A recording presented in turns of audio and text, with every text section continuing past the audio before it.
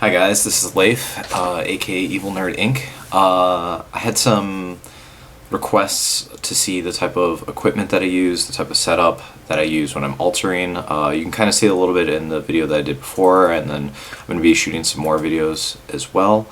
But I just wanted to make a real quick video to show you guys exactly the type of materials I use and give a little explanation as to why. Okay guys, so here's my workspace, and it's important to have a comfortable chair to sit at for long hours of painting. You don't actually need that much space. This is about 3.5 feet across, and I have about a foot and a half of working distance.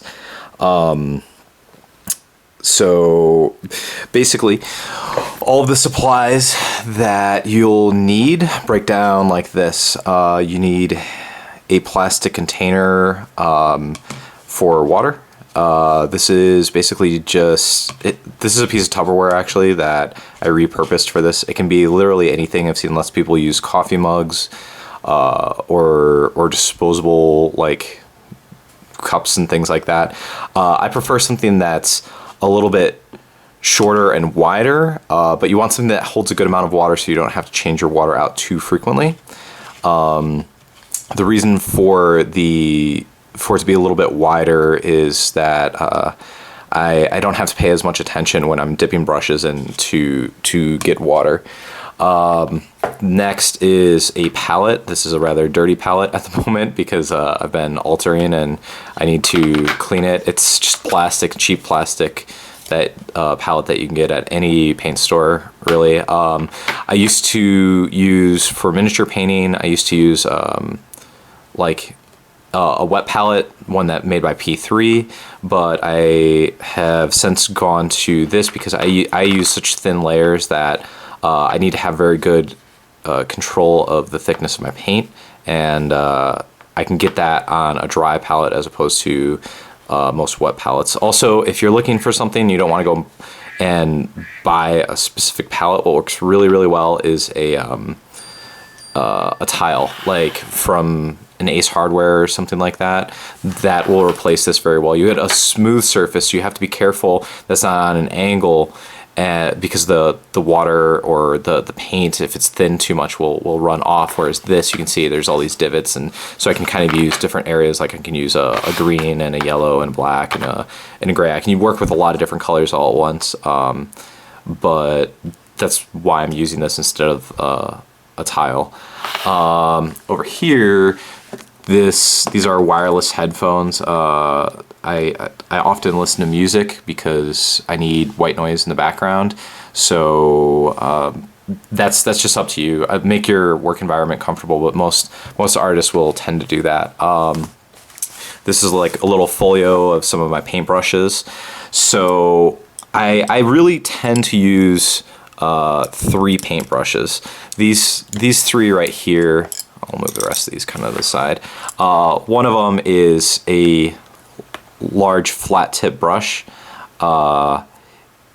It's actually a very cheap brush that I got at a Michael's or something like that. But this I use just basically for blocking the color out in the background, and I don't really do too much detail with it.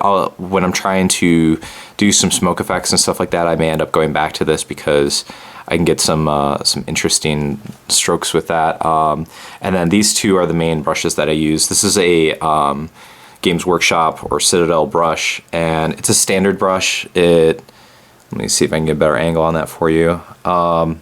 It's not a very sharp point. This is dry, so the bristles are spread out a bit more. But this I'll use for doing like my base coats and stuff like that. And once I wet it down, then it'll have a pretty decent point on it, and I'll do some detail work with it. And then the last one is also a Citadel brush. This is part of their Masters series, so it's a little bit nicer of a brush. I invested in those a long time back, and you can see the difference between these 3 points here.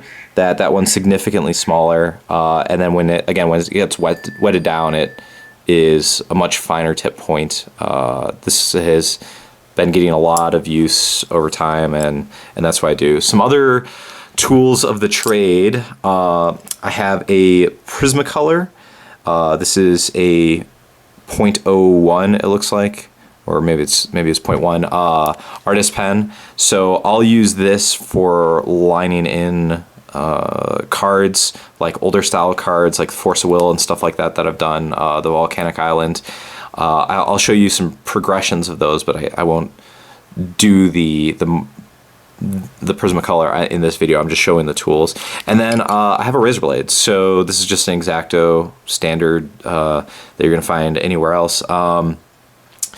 What I use this for, this is a little trick that I've picked up over the last month and a half, 2 months, to get the edges of the cards. I'm gonna grab a card here real quick.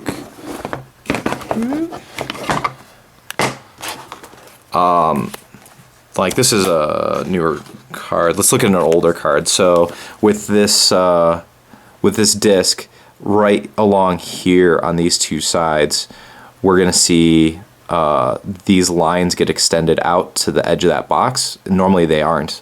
So I actually create those, and I do the same on the top. And what that does is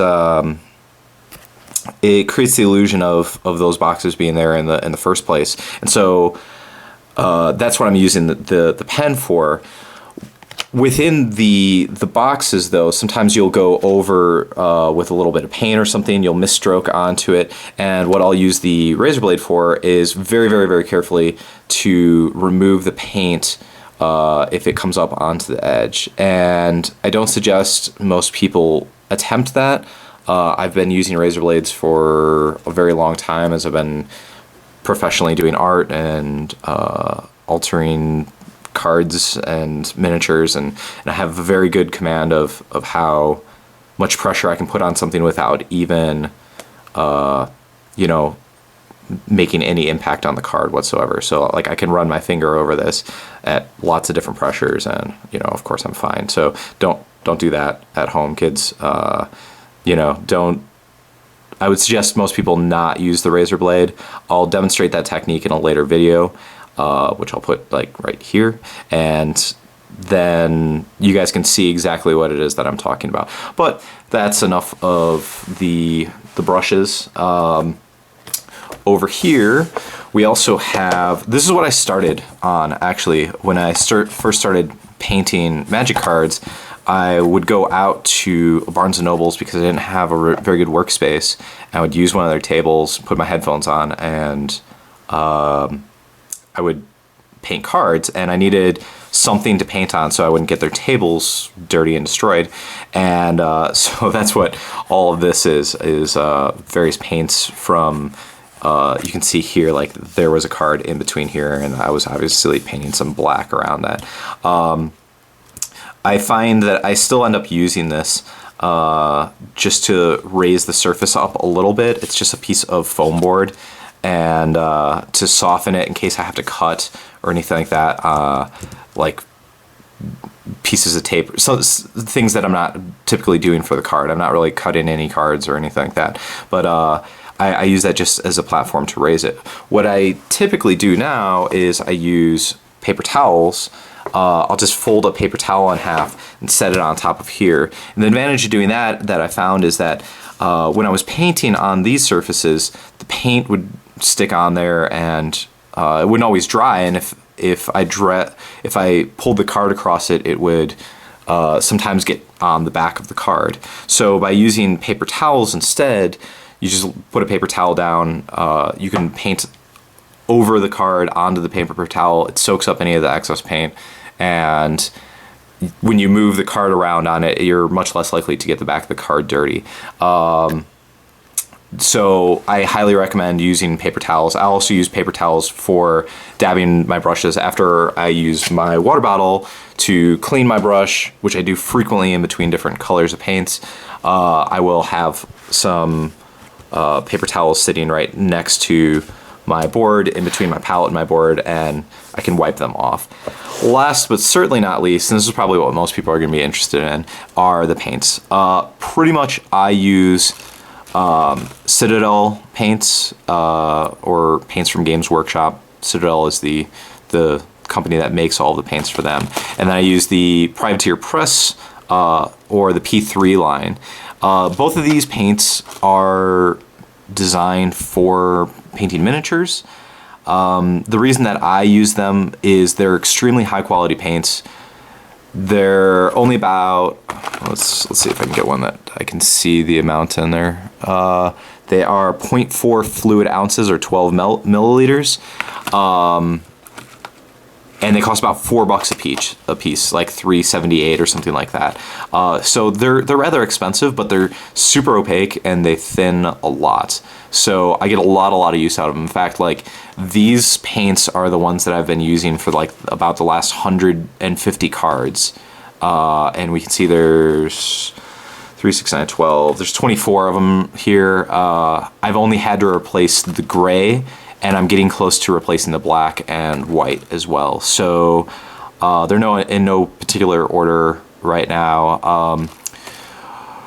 Certain colors that I would suggest, whether or not you're going with these miniature paints, make sure that you're going with very high quality acrylics. If you go with lower quality acrylics, you're going to pay the price. Your paints will end up very tacky on the front. They'll kind of glob. They won't make nice smooth transitions. My alters, you can barely feel the paint at all without any sleeve on it. So with any sleeve, you really can't see. Okay, so some colors that are important. Yellows. You can see here I've got two different colors of yellow. One that's very, very bright on the left, and one that's very neutral. It's almost like a beige. Yellows are one of the toughest colors to work with, so having several different yellows to fit your range is quite important. Like a medium scale gray, a light gray is what I use as my foundation paint. This is the one that I've already had to replace once, and I would suggest picking up maybe 2 of those. Let's see here, what else is very important. Pink. So you can get pink, if you know anything about color theory, you can get pink by mixing red and white, but this gives you the reds that most colors are used. The type of pink that you're going to get aren't going to match a lot of cards. Like if you look at a Blink Moth Nexus, or an Ink Moth Nexus rather, that pink is not going to be able, you're not going to be able to replicate that with just these 2 colors. It's pretty much impossible. So what you want to do is get a pink that has more of a magenta base. If you have any questions about that, I can leave you some answers. The one that I picked up was called Pink Horror by the Citadel range, and it looks very much like a Pepto-Bismol, is the best way that I can. That's the color that I can describe it as, and this is a great use for pink. Pink's another color that's very, very difficult. Yellow is difficult because you have to do lots of layers. Pink is difficult just because getting that exact hue is very difficult. So having a good range of pinks. I actually have a lighter red. I have this pink for using this somewhere in here. I have a darker red too. So yellows and reds are worthwhile having multiple versions of those. I've also got, again, this is kind of the lighter colors. I've got 2 versions of orange. I've got a lighter version in the P3 line, and then a very bright orange in the Citadel line. I believe this is actually called Blazing Orange, yeah. What else? Black and white are kind of a staple. You're going to have that. And then you're actually going to use a lot of cream. This is something that I learned when I was doing a lot of miniature painting, that most colors don't actually go all the way up to white. They use cream instead. So you use cream as your highlight instead of pure white. If you do white, it ends up being a bit too harsh a lot of time. You're mostly using white as a tone mixer, so you're going to use that to adjust the color of one of your others, whereas this is what you might actually do a very thin highlight or a smoky color or something like that. So I use some combination of these two for the smoke color in the Geist of Saint Traft, which I have on my Facebook page. All right, other colors that I have, several versions of green, just light and dark, just for ease, but that's not really all as necessary as these ones to have multiple versions. I've got a couple colors of brown, one that's slightly darker than the other, and I have one that's very dark that's actually got a red base to it. That's very, very useful as well. So those are the browns. I just have a copy of another pink there, and a dark and a light blue. So I always suggest that having a dark and a light color just makes it easier, but that isn't actually necessary. If you want to alter, you want to do it a little bit cheaper, you don't mind spending money on higher quality acrylics, really what you need is a blue, a red, a yellow. These are your primary colors right here, and then your white and black for tone. Those would be the colors that you absolutely have to have to get started, because these are your colors, and these are where you're gonna be changing your tone with, in, like, you know, your value. So you can get orange from these two, you know, you can get purple from these two, so on and so forth, right? You can get green from these two, but having the additional colors makes everything easier, and you end up doing a lot of custom color mixing with a palette this small anyways, with only 24 paints. So I hope that this helps you out a bit and gives some explanation to some of the tools that I'm using. And if you want more videos like this, or I'm unclear at any point, please feel free to leave a message and like or favorite this channel as well, and I'll be putting up more videos of me doing alters as well. So thanks very much for watching.